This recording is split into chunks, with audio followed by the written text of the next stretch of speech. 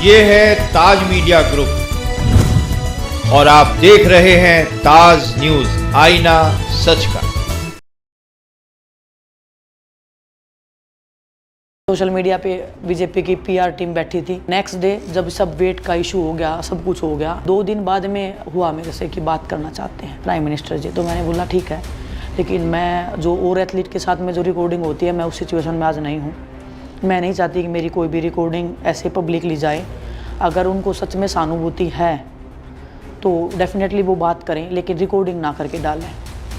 लेकिन उनकी टीम ने मुझे बोला कि आप रहेंगे रूम में, उनके एक पर्सन रहेंगे जो वीडियो रिकॉर्ड करेंगे या जो भी ऑडियो रिकॉर्ड करेंगे, आपके फ़ोन नहीं रहेंगे आपके पास, और वो सोशल मीडिया पे जाएगा। कल को कभी भी ज़िंदगी में मिले तो ज़रूर मेरा ये सवाल रहेगा कि आप 2 साल तक जब हम सड़क पे बैठे थे, अब तक आपने एक बार भी, हमें आपसे बहुत ज़्यादा उम्मीद थी। जो इंडिया के जो कोचेज़ थे, जिनके साथ जो बिल्कुल ब्रिजभूषण के खास थे, वो ओलंपिक्स में गए हुए थे। सिल्वर मेडल तो हमारा कन्फर्म था। बड़े बड़े देशों ने अपने खिलाड़ियों के लिए मेडल लिए हैं, लड़ाई लड़के लिए हैं। अगर हम इतने पावरफुल थे तो हमने, यूएसए ने ब्रॉन्ज मेडल के लिए फ़ाइट लड़ा, हम सिल्वर मेडल के लिए फ़ाइट नहीं लड़ पाए। मैं फिर किसी पर्सन का नाम नहीं लूँगी। उन्होंने मुझे बाकायदा बोल दिया अगर टाइम से आ जाते तो हम कुछ कर पाते। इंडिया की अपनी गवर्नमेंट ने, फेडरेशन ने, किसी ने उसको बैक नहीं किया। सिर्फ फ़ोटो डालने के लिए कि हम मिलने गए हैं। मीटिंग में बातचीत क्या हुई वो कौन बताएगा? कोई रिकॉर्डिंग है आपके पास में? नहीं है। जो भी केस हुआ वो मेरे पर्सनल लेवल पे हुआ। जैसे आज केस हो गया है, शाम तक मैच डिसाइड हो चुके थे, तब कोई कुछ नहीं कर सकता उस टाइम पे। उस टाइम पे तो कोई कुछ कर ही नहीं सकता। कर सकते थे वो जो तो 2-3 घंटे का पीरियड था, जिस पीरियड में ये सोशल मीडिया पे डॉक्टर्स को आगे करके अपनी रिस्पॉन्सिबिलिटी ना दिखा के कि हम, आप कहाँ थे जब मैं पूरी रात वेट कट कर रही थी।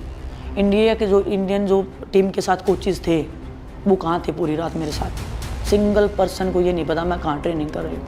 ना एक बार भी पूछने आए मेरे से। नीता अंबानी जी IOC में मेंबर हैं, वो चाहे तो क्या नहीं कर सकते। वो तो 236 के लिए वो ओलंपिक बीड कर रहे हैं। ऐसे नहीं आते ओलंपिक मेडल। जिस तरीके से अगर आप चाहते तो कुछ कर सकते थे। आपका फिर फ़ायदा क्या है IOC में रहने का? मैम, आपके पूरे टेन्योर में अभी तक आपने बहुत इंजरीज़ का सामना किया है। ALC, ligament tear, depression, elbow injury, एक वो फाइट थी। उसके बाद आपकी एक पर्सनल फ्रंट पे, प्रोफेशनल फ्रंट पे फाइट हुई सरकार के साथ। उसके ऊपर आपकी क्या टिप्पणी है? देखिए, दोनों फाइट्स अलग अलग डिफ़ाइन कर सकती हूँ मैं। अपने खुद के साथ में जो लड़ाई होती है उसको आप कंट्रोल कर सकते हो, उसका आउटकम आपके हाथ में होता है। आप जितनी मेहनत शिद्दत से काम करोगे उसका आउटकम आप निकाल सकते हो। जो सरकार से लड़ाई होती है उसका आउटकम आपके हाथ में नहीं होता है, वो सिर्फ एक लड़ाई तक ही सीमित रहता है। उसका रिज़ल्ट क्या निकलना एंड में हमें नहीं पता। तो ये एक डिफरेंट चीज़ है। ऑन द मैट हम एज ए एथलीट होने के नाते इतने सालों तक जो हमने किया है तो वो हम अच्छे से उसको डील कर सकते हैं। लेकिन ऑफ द रिकॉर्ड, अगर आप ऑफ द मैट अगर हमें कोई हम फाइट कर रहे हैं, उसको डील करना हमारे लिए बहुत मुश्किल चीज़ है, क्योंकि एथलीट कभी उस चीज़ के लिए प्रिपेयर नहीं होता है। जैसे बचपन से जैसे गेम स्टार्ट करते हैं तो हम उस चीज़ के लिए प्रिपेयर होते हैं कि इंजरी होगा, हार जाएंगे, उसके बाद कैसे कोप अप करना है, कैसे मेंटली हमें अपने आप को बूस्ट करना है। लेकिन जब हम एक ऑफ द रिकॉर्ड जब हम फाइट करते हैं, वो ना तो उसने हमने उसकी तैयारी करी होती है, ना हमें उसका पता है, ना हमें पॉलिटिकली उस चीज़ का पता है कि क्या होने वाला है आने वाले टाइम में और क्या उसका आउटकम होगा। तो डिफरेंट स्टोरी है दोनों का। एक खिलाड़ी जो अपनी फैमिली को भी साइड पे रख के अपना 100% टाइम और फोकस खेल को देता है, फिर उसके साथ सरकार या फेडरेशन ये करती है, तो पर्सनल फ्रंट पे उसके दिमाग में क्या चल रहा होता है? उसकी क्या एक्सपेक्टेशन होती है और क्या दिमाग में क्या चल रहा होता है? मैं अपना बता सकती हूँ। जब हम पहली बार ये प्रोटेस्ट के ऊपर गए थे, हम बताने के लिए पूरे देश को कि ऐसे ऐसे है। हमारी एक्सपेक्टेशन ये थी कि शायद 2 घंटे में प्रधानमंत्री जी या गृह मंत्री जी, जो भी हमारे देश के मौजूदा लोग हैं, वो हमें बुला लेंगे और पूछेंगे कि एक्चुअल में क्या बात है। क्योंकि कोई भी खिलाड़ी और उस लेवल का खिलाड़ी कभी सड़क पे हमने आज तक बैठा हुआ देखा नहीं था। तो हमारा ये एक उम्मीद थी।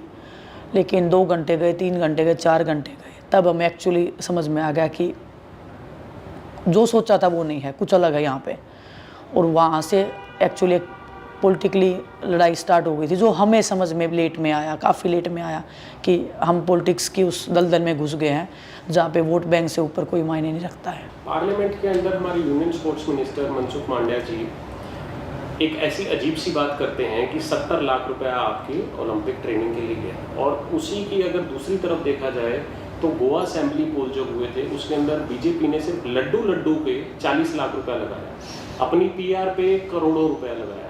इसके ऊपर एक जगह एक खिलाड़ी जो देश को रिप्रेजेंट कर रहा है और एक जगह जहाँ पे असेंबली इलेक्शन है और वहाँ लड्डुओं का खर्चा 40 लाख है। इस पे इस चीज़ को कैसे देखते हैं, एक खिलाड़ी कैसे देखता है? वो बहुत बुरा फील होता है। ठीक है, आप खिलाड़ी को आप क्या रिस्पेक्ट दे रहे हो? पैसे से रिस्पेक्ट थोड़ी आती है। पैसे हम दे देंगे, आप लेके आओ ओलंपिक मेडल। 24 साल लगे मेरे को उस ओलंपिक मेडल के पास पहुंचने में, वो आज भी मेरे हाथ में नहीं है। लेकिन उसको पैसे से तोलना कि इतने पैसे हमने लगा दिए हैं, वो हर नागरिक, अगर घर से निकले हैं तो हमारे माँ बाप भी अगर ये चीज़ बोलेंगे तो भी बुरा लगेगा कि हमने इतना लगा दिया है। वो एक कर्तव्य है आपका, आप अपना फ़र्ज़ निभा रहे हो।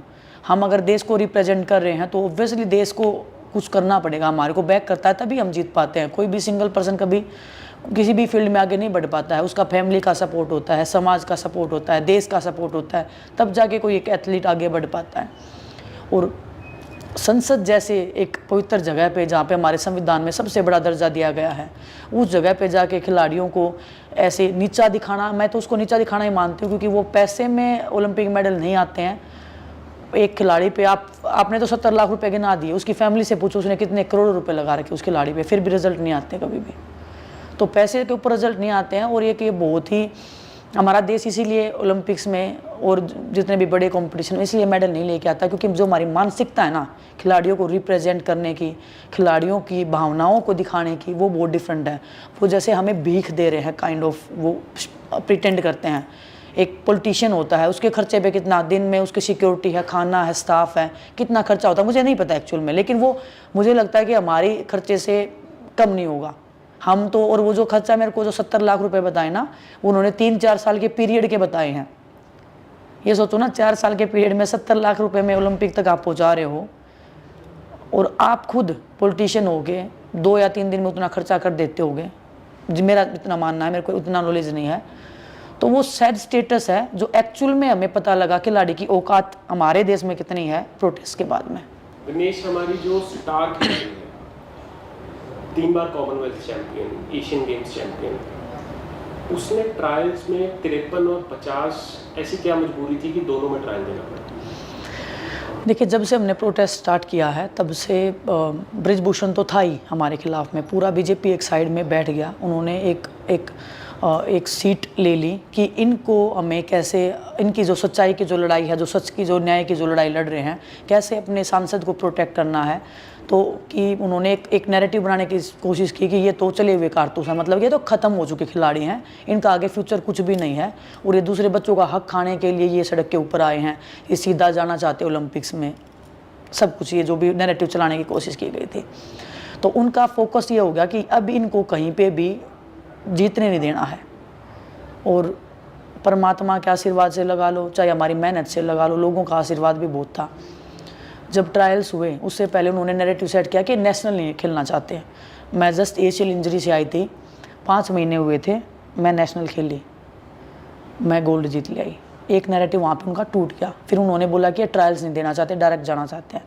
ट्रायल्स में जब मैं गई तो क्योंकि जो रूल था ना, जो ब्रिजभूषण ने रूल बनाया हुआ था कि जो भी ओलंपिक कोटा लेके आएगा उन सब के ट्रायल कंपलसरी हैं, उनके ट्रायल्स वो लेंगे। लेकिन एक क्लोज और उसने जोड़ा हुआ था उसमें कि अगर ब्रिजभूषण चाहेगा तो ही ट्रायल्स होंगे, अदरवाइज नहीं होंगे। तो जैसे ही हम ट्रायल्स में गए तो क्योंकि 53 का हमारा कोटा आ चुका था, इंडिया ने वो कोटा विन कर लिया था, तो बोले कि हमें 53 के लिए टॉप 4 की ट्रायल चाहिए। लेकिन उसका ट्रायल बाद में ओलंपिक्स के लिए जो कोटा लेके आया है, कोटा विनर के साथ में होगा कि नहीं होगा वो कोई श्योर नहीं था। मैंने 50 में ट्राई किया क्योंकि मैं नहीं चाहती थी कि मेरी किस्मत किसी दूसरे के हाथ में जाए। मेरी किस्मत हो तो मेरे हाथ में हो, मेरी मेहनत मेरे हाथ में होनी चाहिए। मैं दूसरे पे डिपेंड हो कि मैं ओलंपिक नहीं जाना चाहती थी। तो मैं 50 में भी खेल ली, लेकिन जैसे मुझे पता लगा कि हाँ टॉप 4 का ट्रायल्स है और टॉप 4 में आने के बाद में अगर कल को ट्रायल्स हुए तो मैं 53 में खेल सकती हूँ, मैंने 53 में भी ट्रायल दिया। और ये ऐसा कोई रूल नहीं है, डोमेस्टिक रूल कोई भी नहीं है ऐसा कि आप 2 वेट में नहीं खेल सकते। सपोज़ मैं पहले की आपको बताती हूँ, पहले कैसे होते थे ना ट्रायल्स, भी इस ट्रायल से पहले जो ओलंपिक्स के ट्रायल थे, नॉन ओलंपिक वेट के ट्रायल नेक्स्ट डे होते थे। जो ओलंपिक वेट कैटेगरी है हमारी 6 हैं, वैसे जो नॉर्मल वेट कैटेगरीज है 10 है, तो वो 6 वेट कैटेगरी के पहले दिन ट्रायल थे, उसके बाद में 1 वीक आफ्टर 10 डेज आफ्टर या next day non Olympic weight के ट्रायल होते थे हमारे। तो वो जो लड़कियां पहले दिन हार गई वो दूसरे दिन नॉन ओलंपिक वेट में खेलते थे, तो ये ऑब्वियस सी बात थी। उन्होंने सेम डे रख दिया तो मैं सेम डे उसमें खेल ली, मेरी मजबूरी थी खेलना, कोई ऐसा नहीं, क्योंकि मेरे को 53 में खेलना था, क्योंकि मेरा एज के साथ लगा लो हाइट भी मेरी ज़्यादा है, मसल मास ज़्यादा है, तो 50 मेरे लिए बहुत इम्पॉसिबल चीज़ थी। किसी ने सोचा भी नहीं था कि मैं 53 में खेलूँगी, 50 में खेलूँगी, सब सोच रहे थे 53 नहीं तो मैं 57 में जाऊँगी।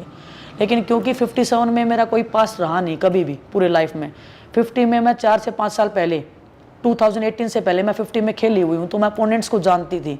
और ओलंपिक जैसे स्टेज के ऊपर आप अननोन पर्सन से खेलोगे तो वो एक बहुत बड़ा डिफ़िकल्ट चैलेंज हो जाता है आपके लिए। तो मेरे को 50 और 53 में इसलिए मैंने दोनों चीज़ चूज की, और फिर जो चीज़ का मुझे डर था वही हुआ। अगर मैं सब वो बोले कि हम 53 में ट्रायल लेंगे, मैं बोली आप लिखित में दो कोई चीज़, क्योंकि रिटर्न, क्योंकि हमने सड़क पे बैठ के देख लिया जो चीज़ रिटर्न में हमने नहीं ली, हमारे साथ कुछ नहीं हुआ, उसके इंसाफ मिला ही नहीं। तो मैं बोली आप रिटर्न में दो, चाहे खेल मंत्री जी से दिलवाओ, चाहे हमारे सुप्रीम कोर्ट हाई कोर्ट से दिलवाओ, रिटर्न में कोई चीज़ मिल जाएगी तो हम आश्वस्त हैं। उन्होंने सिर्फ मौखिक बोला। और जो मेरे को डर था कि 53 में ये चाहते हैं कि विनेश ना जाए ओलंपिक्स तक, वो षड्यंत्र वो कर रहे थे, लेकिन जो परमात्मा चाहता है एक दिन वही होता है। मैं 50 में खेली, सिलेक्ट हो गई, 53 में मेरा पोजीशन था। अगर वो कल को 53 का ट्रायल लेते तो मैं उसमें भी ट्रायल देती, और मैंने बोल दिया था सबको कि मेरा मेन कैटेगरी 53 है, आप ट्रायल लो। आखिर तक ओलंपिक के 1 महीने तक ये क्लियर नहीं था कि ट्रायल्स होंगे कि नहीं होंगे। ओलंपिक के अंदर खिलाड़ी जब पहुंच जाता है तो देश के लिए वो पहले जीत चुका होता है। जीते हुए खिलाड़ियों को पीएम का, मोदी जी का फोन जाता है, हमारी विनेश गोल्ड पक्का लेके आ रही थी, 100 ग्राम से रह गई, क्या आपके पास मोदी जी का कॉल है? पहले दिन नहीं आया, जब मैं फाइनल्स तक गई कोई फ़ोन कॉल नहीं था, कुछ नहीं था। सबको अचंभा भी लगा, क्योंकि उनको सबको यही था कि जो लड़की के साथ पहला मैच है उसे मैं हार जाऊंगी, और ठीक है आगे का देखेंगे। सोशल मीडिया पे बीजेपी की पीआर टीम बैठी थी आपको ट्रोल करने के लिए, वो हमें हर दिन ट्रोल करते हैं, कोई दिक्कत नहीं है। लेकिन नेक्स्ट डे जब सब वेट का इशू हो गया, सब कुछ हो गया इवनिंग तक, या उससे नेक्स्ट डे आई थिंक 2 दिन बाद में हुआ मेरे से कि बात करना चाहते हैं प्राइम मिनिस्टर जी। तो मैंने बोला ठीक है, लेकिन मैं जो और एथलीट के साथ में जो रिकॉर्डिंग होती है, मैं उस सिचुएशन में आज नहीं हूँ। मैं नहीं चाहती कि मेरी कोई भी रिकॉर्डिंग ऐसे पब्लिकली जाए। अगर उनको सच में सहानुभूति है तो डेफिनेटली वो बात करें, लेकिन रिकॉर्डिंग ना करके डालें।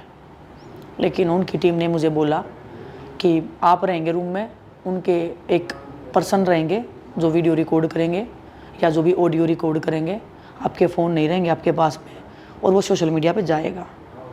तो मैंने उनको बोला कि सॉरी मैं इस स्टेट में नहीं हूँ, मैं अपने मेहनत का लगा लो, अपने इमोशंस का लगा लो, मैं से सोशल मीडिया के ऊपर मतलब आप अच्छा बनने का आप प्रिटेंड नहीं कर सकते हैं। मैं क्योंकि उनको पता है या मुझे नहीं पता, मैं 2 साल का भी हिसाब उनसे पूछती कि सर 2 साल तक आप चुप क्यों थे। वो मेरा है, आज भी है, कल को कभी भी ज़िंदगी में मिले तो ज़रूर मेरा ये सवाल रहेगा कि आप 2 साल तक जब हम सड़क पे बैठे थे अब तक आपने एक बार भी, हमें आपसे बहुत ज़्यादा उम्मीद थी, क्योंकि खिलाड़ियों के पास वो जब मिलते हैं मेडल लेके आते हैं तो उम्मीद बढ़ जाती है ओब्वियसली खिलाड़ियों की, लेकिन नहीं हुआ। तो शायद उनको ये डर था कि अगर हम वीडियो रिकॉर्डिंग या कुछ भी अगर ये खुद से पर्सनली करेगी, वो तो अपना काट के डालते वीडियो, लेकिन अगर मैंने रिकॉर्ड कर लिया, मेरे लोगों ने रिकॉर्ड किया, तो वो तो प्योर ओरिजिनली तरीके से सोशल मीडिया पे जाता। तो उन्होंने मना कर दिया कि ऐसे तो नहीं करेंगे वो। तो मैं ठीक है, थैंक यू। अच्छा, ओलंपिक्स की अगर एक विनेश ओलंपिक्स के बारे में क्या सोचती है? क्या जो हुआ वो सही हुआ या गलत हुआ, और अगर गलत हुआ तो किसने गलत किया? विनेश क्या सोचती है? मैं कहाँ पे विनेश को लगा कि पीठ में छुरा घोंपा गया, अगर घोंपा गया तो वो विनेश के दिमाग में क्या है कारण? देखो, मैं ज़्यादा डिटेल में इसमें नहीं जाना चाहती हूँ, बट पॉलिटिक्स थी। मैं मैच लड़ रही हूँ, जो इंडिया के जो कोचेज़ थे जिनके साथ जो बिल्कुल ब्रिजभूषण के खास थे वो ओलंपिक्स में गए हुए थे।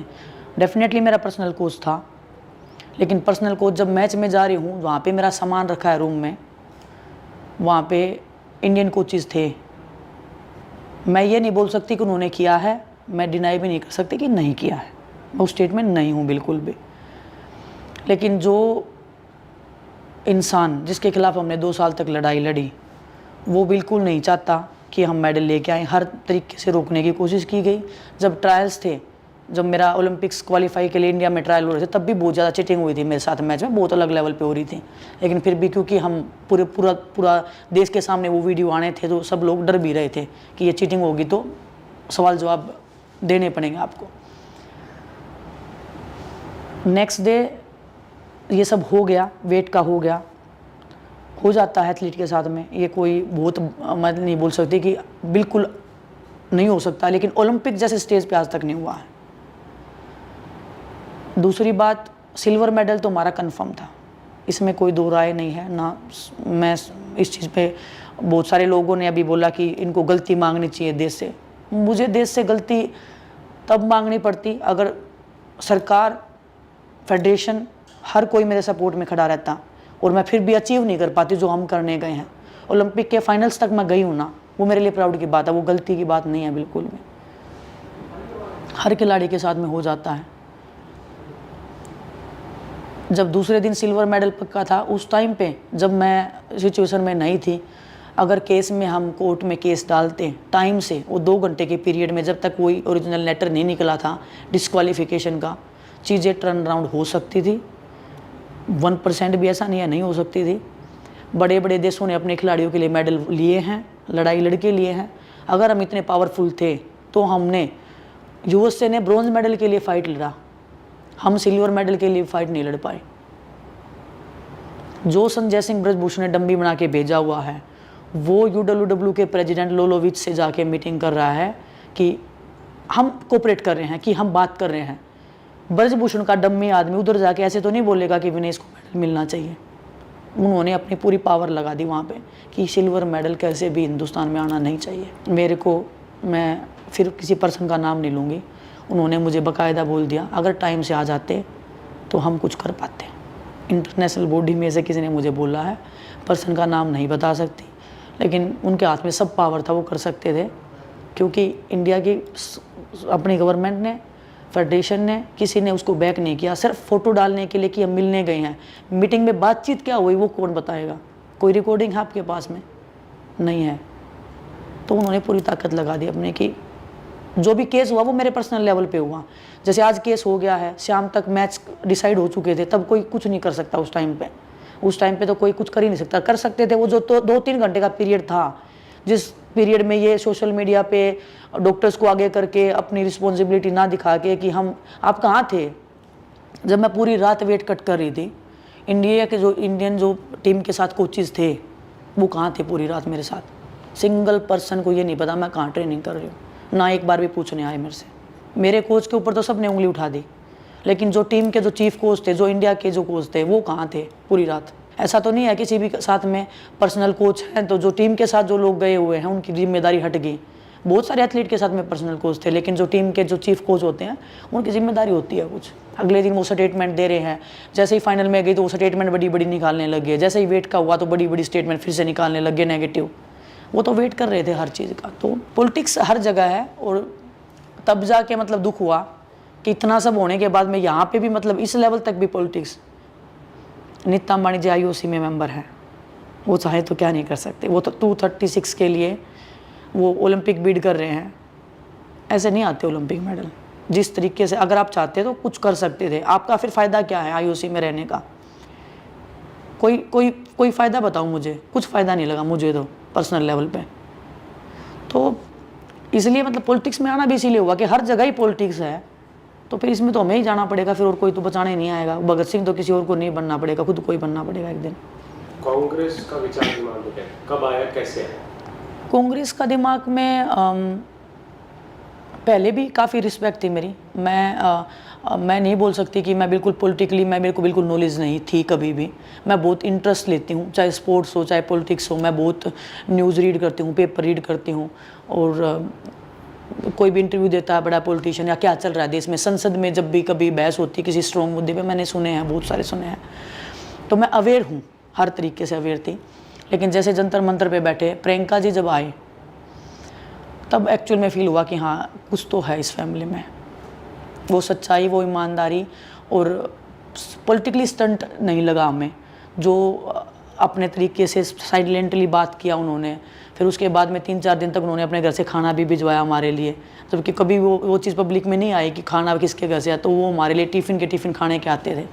और बीच बीच में वो बात भी करते थे कि हम आपके साथ में हैं, किसी भी चीज़ की नीड हो, लॉयर्स की है या किसी भी तरीके की नीड है, हम हेल्प करेंगे, लेकिन आप हारना नहीं है। एक टाइम ऐसा भी आया था जब हम सब कि अब रेसलिंग तो हम कर नहीं सकते और अब हम करें क्या, तो उस स्टेज पे जब हम गए तो प्रियंका जी से हमारी ये बातचीत हुई तो उन्होंने एक उदाहरण दिया था। ऐसा टाइम भी आया था कि हम देश छोड़ने की बात करने लगे थे सब लोग, क्योंकि जो कुछ हमारे साथ में हुआ हमें लगा कि नहीं, यहाँ पे जो हमने कमाया वो नहीं है, यहाँ पे हम ये एथलीट को अपना देश डिजर्व नहीं करता है। ये टाइम आया था तब हमने प्रियंका जी से बात की थी कि ऐसे ऐसे है, और हम रोने लग गए थे कि जिस फ्लैग के लिए हम खेले वो फ्लैग को पैरों के नीचे रोन दिया इन लोगों ने ना, और हमारे सामने हम कुछ कर नहीं पाए। तो प्रियंका जी ने एक किस्सा सुनाया था अपने फादर का कि उनके साथ जब हुआ उनको भी सेम फीलिंग आता था, लेकिन बोले ये हो जाएगा, ये देश आपको इतना प्यार देगा, भूल जाओगे, लेकिन आप अपनी सच्चाई के रास्ते से हटना मत, हिम्मत नहीं हारना आपको। आप एक दिन आप खुद आओगे और बोलोगे कि दीदी देखो ये सब हुआ, और वो हुआ। वो जो चीज़ थी ना उस दिन, जो बात थी वो हिट कर गई, मेरे को पर्सनली हिट कर गई। और उस दिन मैंने डिसाइड कर लिया कि मेरे को गेम करना है। और उन्होंने बोला था कि सबसे अच्छा जवाब होगा आपका, जो आप ज़िंदगी भर आपने जिसके लिए मेहनत की है, रेसलिंग में जो आप जवाब दे सकते हो वो कहीं नहीं मिलेगा किसी को भी। तो आप रेसलिंग मत छोड़ना कैसे भी, ना देश छोड़ना ना रेसलिंग छोड़ना। उस दिन क्लिक हो गया कि करना है, अदरवाइज़ तो इतना दिन बैठने के बाद में नहीं होता है। आप मेंटली इतना बर्डन लेके नहीं बढ़ सकते हो आगे।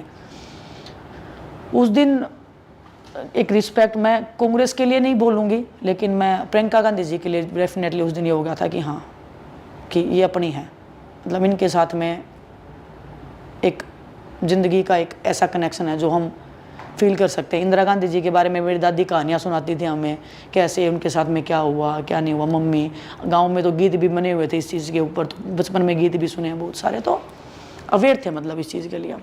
राहुल गांधी जी से जो आपकी पहली मुलाकात हुई धरना प्रदर्शन के बाद, और मुझे नहीं पता ओलंपिक से पहले हुई ओलंपिक के बाद हुई, तो आपके ओलंपिक से अगर पहले हुई तो आपके क्या सवाल थे, क्योंकि आप अंदर से निराश थी देश उनके साथ, सरकार उनके साथ क्या कर रही है, और उन सवालों का उन्होंने आपको क्या जवाब दिया? वो एक या दो सवाल जो भी आपने उनसे किए?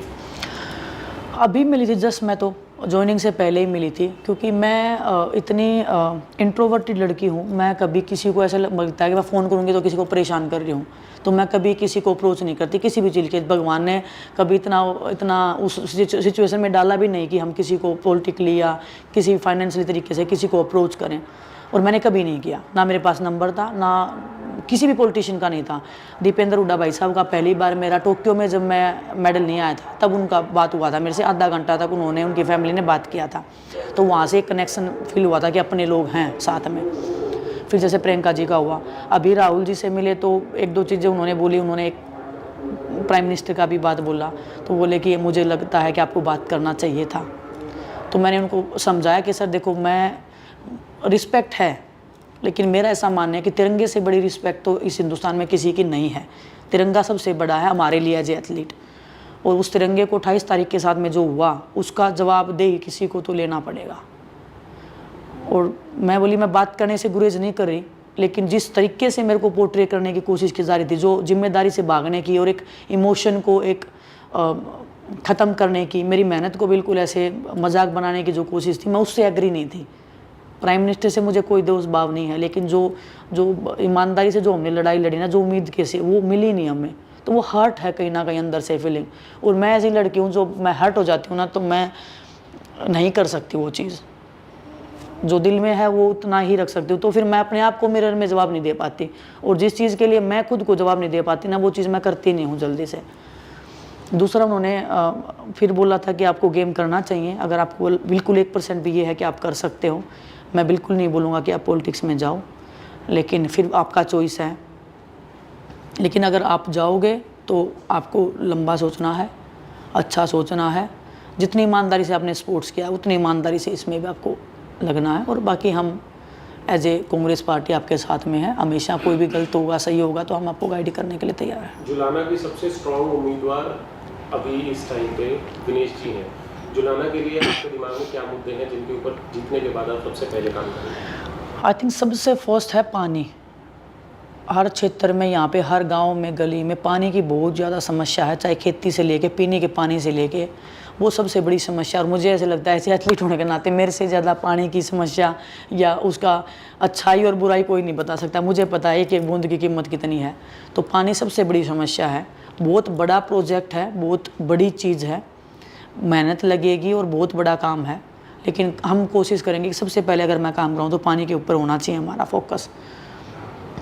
दूसरा इन्वायरमेंट के ऊपर भी है मेरा, क्योंकि जितना खाद बीज डाल के हम हमारी जो ज़मीन है, जो मिट्टी है, उसको जो हम ख़राब कर रहे हैं, उसके ऊपर थोड़ा सा हम अवेयर नहीं है, लोग अवेयर नहीं हैं, उसको अवेयर कर सकते हैं। उसके कारण भी पानी का जो एक नेचुरल जो ताकत थी ना पानी की, वो ख़राब हो रही है। उसमें केमिकल्स ज़्यादा जा रहे हैं और जिससे बीमारियाँ ज़्यादा हो रही हैं।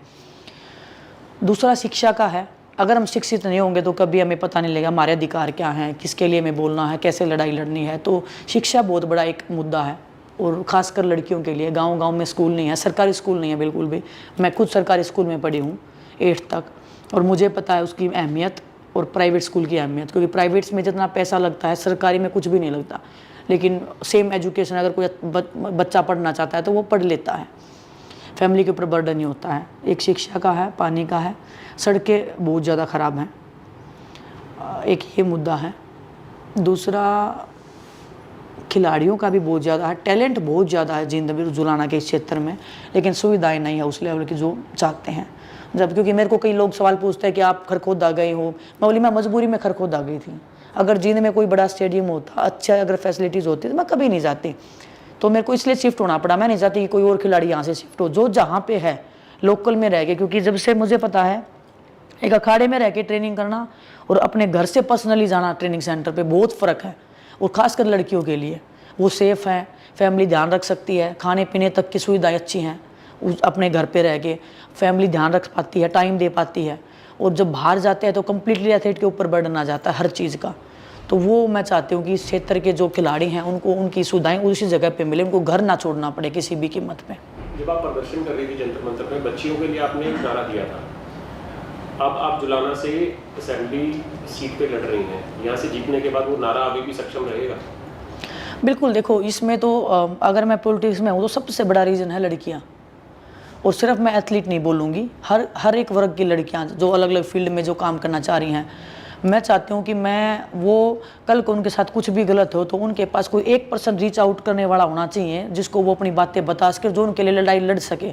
सड़क पे नहीं, अंदर तक लड़ाई लड़ सके सिस्टम में। और विधानसभा में अगर मैं जाऊंगी और किसी लड़की के साथ में कुछ भी हुआ, पूरे हरियाणा में नहीं पूरे देश की मैं बात कर रही हूँ, मैं बिल्कुल इस चीज़ पे सीमित नहीं रहना चाहती। कोई भी कहीं पे भी कुछ हो रहा है, एक कॉल करे, मेरे को बताएं कि ये बात है, ताकि मैं उनकी आवाज़ बन सकूं, ताकि मैं उनके साथ में खड़ी हो सकूं।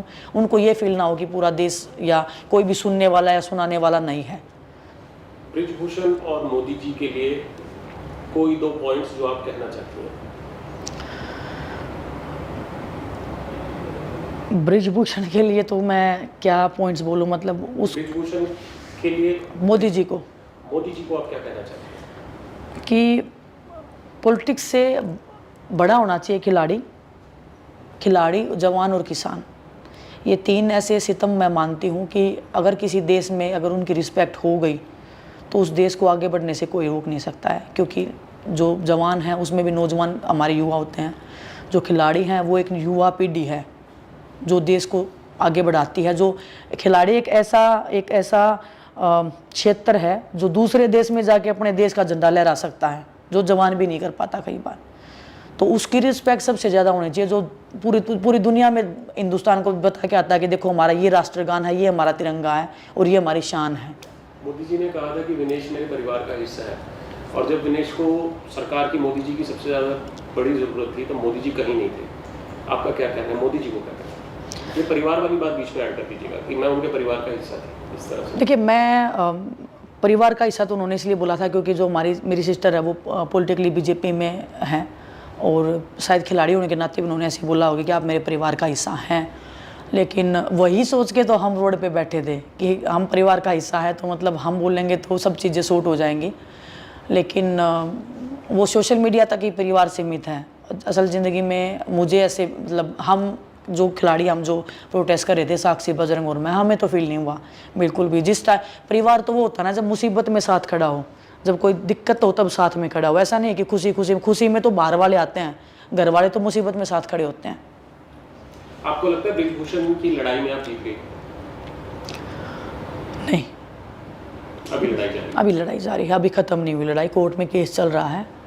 और मेरा ऐसा मानना कि हमारे इस देश में एक ब्रिजभूषण नहीं है। आप एक को ख़त्म करके ये मत मान जाना आपने बहुत कुछ अचीव कर लिया है। बहुत ब्रिजभूषण यहाँ पे बैठे हैं, हर नुक्कड़ गली मोहल्ले पे वो बैठे हैं। जब से मैं गांव में आई हूँ, यहाँ पे भी मैं एक समस्या बताती हूँ महिलाओं के साथ में, जहाँ पे महिलाएं पानी भरने जाती हैं या कपड़े धोने जाती हैं गाँव के लोकल एरिया में, वहीं पर शराब का ठेका लगा हुआ है। तो हर नुक्कड़ गली मोहल्ले पे ब्रिजभूषण बैठे हैं। ये लड़ाई ख़त्म होने की लड़ाई नहीं है। मैं ये जो महिलाओं की जो लड़ाई नहीं, मैं जिंदा रहूँगी तब तक भी ख़त्म नहीं होगी, मेरे बाद भी नहीं होगी, मेरे से पहले भी नहीं हुई है। ये लड़ाई ख़त्म नहीं होगी। हाँ, हम इसको लड़ने की एक क्षमता है, लड़ने का एक हिम्मत हम जारी रख सकते हैं। और वो जो हिम्मत है वो इसी के लिए हम लड़ रहे हैं कि कोई भी बहन, कोई भी कल को कोई आवाज़ उठाए तो उसको ये नहीं होना चाहिए कि उसकी हिम्मत टूट के वो सुसाइड कर रही है या मरने की सोच रही है या फैमिली सर्वाइव कर रही है किसी एक बंदे के कारण में। उसमें लड़ने का वो जज्बा आना चाहिए। और इसीलिए मैं आज इस पॉलिटिक्स में हूँ, ताकि उनको कि मैं स्पोर्ट्स में भी गई हूँ, मैंने रोड पे भी गया है, मैं विधानसभा से लेके मैं संसद तक में हम लड़ाई लड़ रहे हैं। तो उनको ये रहेगा कि हाँ, कि वो लड़ाई का जज्बा है वो जिंदा रहना चाहिए। अगर आपको ऐसे लोगों से जीतना है या ऐसे लोगों को अगर दिखाना है ना कि नहीं ये गलत है। जुलाना की जनता के लिए 2 शब्द कि मैं उनसे आग्रह करती हूँ कि मुझे जिताएं, इस तरह से कुछ। जुलाना की जनता से तो इतना ही आग्रह है कि जितनी सच्चाई और ईमानदारी से मैंने स्पोर्ट्स के क्षेत्र में नाम किया है, उतनी मेहनत से, ईमानदारी से मैं इस क्षेत्र में भी आगे बढ़ना चाहती हूँ। आपका साथ, आपका सपोर्ट और आपका आशीर्वाद जैसे खेल के क्षेत्र में रहा है, यहाँ पे भी आपके बिना कुछ नहीं होगा। लेकिन मैं विश्वास दिला सकती हूँ कि आपका विश्वास या आपका साथ कभी भी आपको ऐसा नहीं लगेगा कि हमने गलत जगह पे इन्वेस्ट किया है। आपको प्राउड फील होगा कि हमने अपनी बेटी को जिताया था। और 5 साल बाद भी आप ये बोलोगे कि हाँ, हमने वोट किया था। कब पहली बार मैं ऐसा फील करवाना चाहती हूँ कि पहली बार कोई ऐसे बोले कि किसी पॉलिटिशियन को उन्होंने वोट दिया था और वो वोट बेकार नहीं गया बिल्कुल भी। इसी लाइन को एक बार हरियाणवी में बोल दीजिए जुलाना के लिए। अच्छा, मेरा इस हरियाणवी में मैं इतनी रिक्वेस्ट करना चाहूँ, इतनी ताई होता है, ताऊ होता है, सब मैं एक बात कहना चाहूँ कि जितनी सच्चाई ईमानदारी तक मैंने कुश्ती लड़ी है या खेल कराया है, उससे ईमानदारी तक मैं इस राजनीति में भी आगे बढ़ना चाहूँ।